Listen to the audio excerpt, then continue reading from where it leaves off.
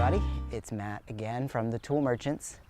In today's video I want to show you around the Magna Grecia Hoe and give you a demo of it in use and share with you some tips and tricks. It's a tool that I've been using quite a bit for the last 4 or 5 years, and it comes with a beautiful 47-inch hickory handle. These are American hickory now. They used to be out of Canada, but now they're coming from the United States and Tennessee.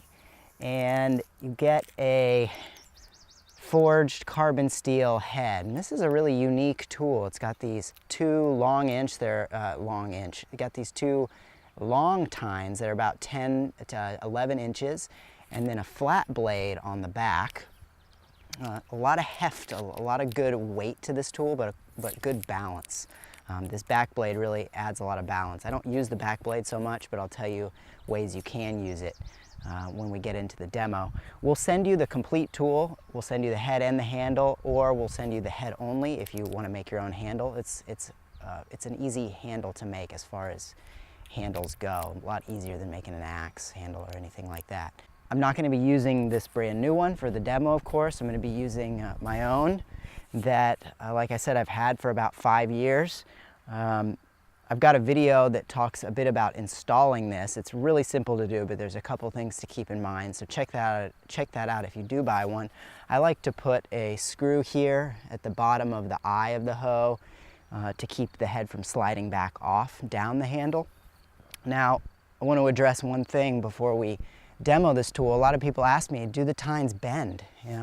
And often they do. In my experience, I have 2 of these. Just because sometimes my wife and I are out doing it together, using them together. We're out doing it together. A carbon steel tool with tines this long is bound to bend. Carbon steel is softer than stainless steel, but in a way, especially with a tool like this, that's an advantage because a stainless steel tool is more likely to break. It's harder, it's more brittle. And on the small scale, unless you've got a machine shop or something, dealing with a bent tine is much easier than dealing with a broken tine. I can deal with a bent tine pretty easily. I couldn't deal with a broken tine. And I don't even know if doing any kind of weld would really last. If you know metal, you can pipe up in the comments. So my secret weapon for a bent tine is a piece of just a scrap tubing, a steel tubing. And these are slightly bent, they're slightly off, but not so off that the tool doesn't still work really well. If they get too far off, the tool doesn't dig as well. But what you would do is simply slide this over and wrench down on, or wrench back up on the bent tine. And it's not going to be perfect, but it will be improved. It will be better. Okay, so with all that said, let's see this tool in action. Now I want to give you a little bit of context here, just so you know what the conditions are. So this bed, we just pulled black plastic off of this bed. It was covered in black plastic for about 6 months. Before that, we dumped a whole bunch of uncomposted poultry bedding, so manure and straw, and a whole couple garden cartloads of fresh comfrey leaves. And then I added some amendments, some rock phosphate and some azomite, and covered this with black plastic. Sat for 6 months. We just pulled it off, and I hope you can see, I think you can, how that looks. It looks really nice. I mean, the grass is almost all dead. I'm sure there's roots still in there. There's still quite a bit of undigested, uncomposted organic matter, straw. All the comfrey leaves have disappeared. They're high in nitrogen and they go quickly. Before that, this ground looked just like it does to the left and to the right of the bed, which is just grass. This has been fallow for about 7 years, and before that it was grazed by horses. And now horses can do a lot of damage in confinement, but this wasn't terribly compacted. So this soil has never been gardened before. Now this sort of scenario is really ideal for this tool because we're going to be able to get in there and loosen this fairly deeply, much deeper than we can with a typical garden hoe that's maybe 7 inches deep, deeper than a garden fork. The beauty of this tool is that with the weight and the velocity that you get when you swing, drives these 10-inch tines in, and then you push the tool away from you like a lever, and you can lift up your soil. You can see that there's still a lot of root in there.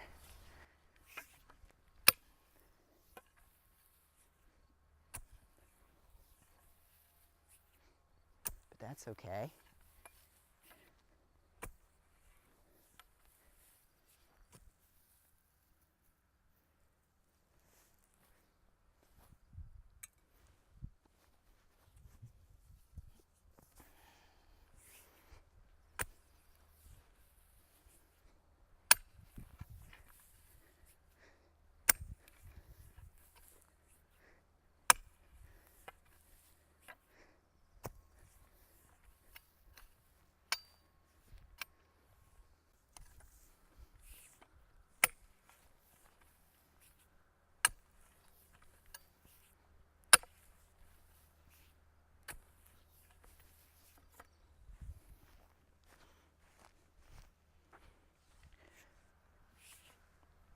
You can really feel when there's some roots, and that's where I really need to have a little more caution. So if you've ever split wood with a maul, like I would imagine many of you have, this is pretty intuitive. This is a lot like splitting wood with a maul. If you haven't, what I'm doing is I'm starting my hands far apart, like that, and as I raise the tool, my hands come together, and I'm letting the tool fall. Now, if the ground is hard, you may need to add a little bit of oomph, a little bit of a swing to get it as deep as you want. But this ground isn't that hard. It's fairly moist, and so I'm really not swinging very much. I'm mostly letting the weight of the head draw the tool to the ground, which is nice because it actually isn't that much effort to raise the tool. Now, it's a good workout, but I think that that's a positive.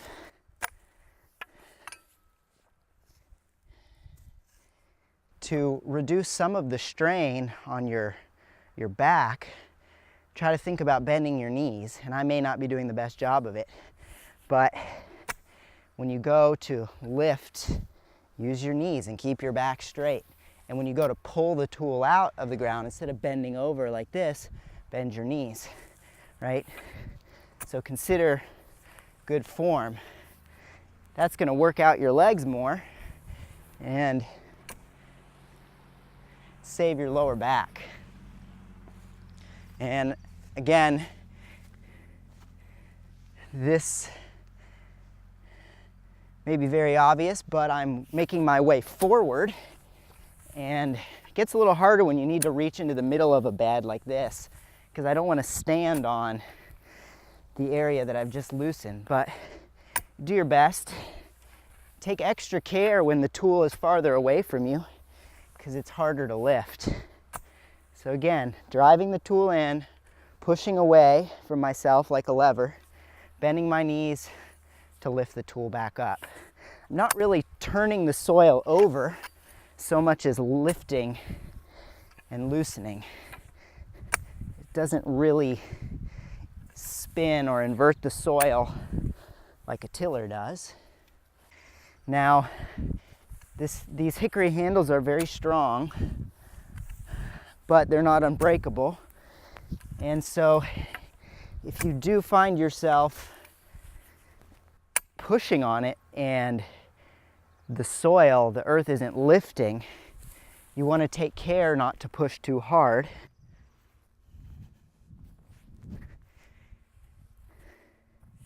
Because you can break your handle. So I'm gonna switch sides here.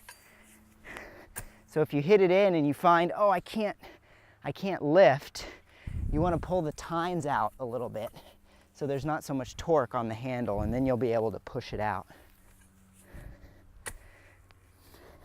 See, this one's a tight one, and I can see the handle starting to bend. So you can also get lower and push from a lower part of the handle where you're less likely to break it. Now, something I haven't been doing because I'm very awkward on my non-dominant side is switching hands. And it's a really good thing to consider with any kind of hand tool work, is to switch sides. And I'm gonna probably look a little goofy. This feels weird. That's why I don't do it very much. But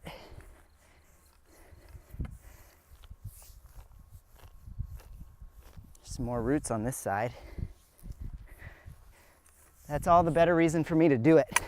So again, to retrieve the tool, I bend my knees and keep my back straight. Try to maintain good posture. My hands are spread. As the tool goes up, they slide together, and down the tool comes. Just like a big lever.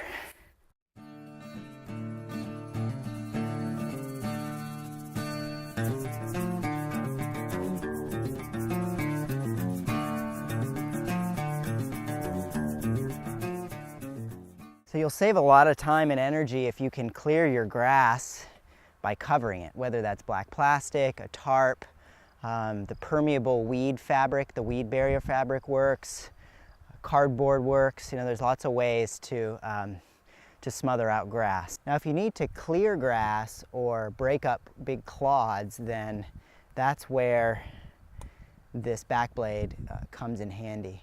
Now, this soil that we were just working on is coming up pretty nice. There's a lot of organic matter in the top 10 inches, and it's pretty humusy. There's not a lot of clay clumps. But in other parts of my garden that are more clay, using this sometimes brings up really large chunks of clay, in which case flipping the tool over and smacking them with this end will break them up. But I want to show you how this looks on this grassy area real quick.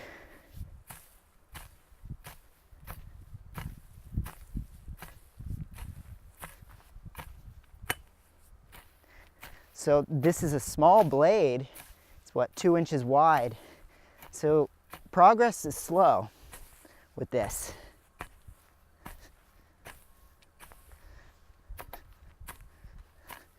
You know, if you have a grub hoe, which I've demoed in other videos, using the grub hoe will be a more efficient way to do this job, just because the grub hoe is wider. But you can see the grass is gone, from the top anyway. And I can come in now with the tines and do some lifting. So if I needed to make a garden in a hurry, and I didn't have time to wait,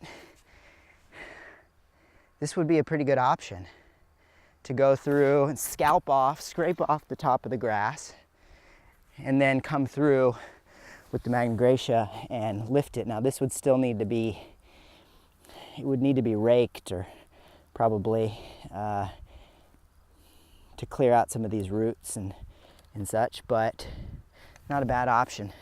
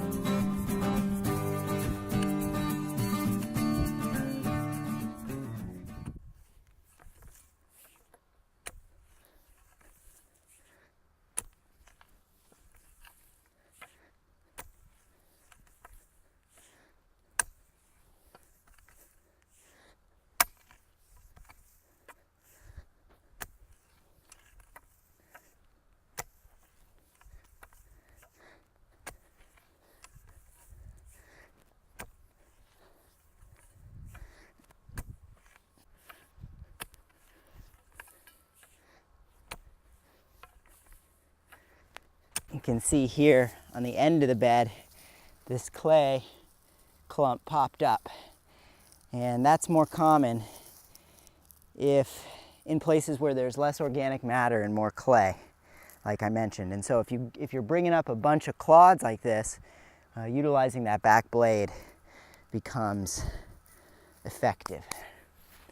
Because of all the comfrey and straw, manure and then all the grass that died that was here, this soil is just really crumbling nicely. The only issue I'm seeing here is that there's just some root matter still, but that's okay. It's all just carbon. If we get the biological activity going in the soil and put some nitrogen in there to work with that carbon, this soil will be jamming in no time.